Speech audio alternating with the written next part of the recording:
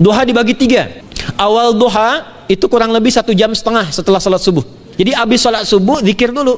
Setelah itu muncul syuruk. Dia sholat 2 rakaat, itu pahala sholatnya senilai haji dan umrah. Pertengahan duha sekitar jam 9, jam 10. Jumlahnya 2-4 rakaat. Apa fungsinya? 1, mengganti seluruh zikir yang ada dalam tubuh kita. Mata berzikir, telinga berzikir, lisan berzikir, bisa diganti dengan 2 rakaat duha. Yang kedua, bisa menghambat atau menghentikan, menahan satu musibah umum. Misal ada kebanjiran nih atau macet nih. Orang-orang kena macet. Bapak yang biasa sholat duha pertengahan itu tiba-tiba ditolong oleh Allah, dibebaskan.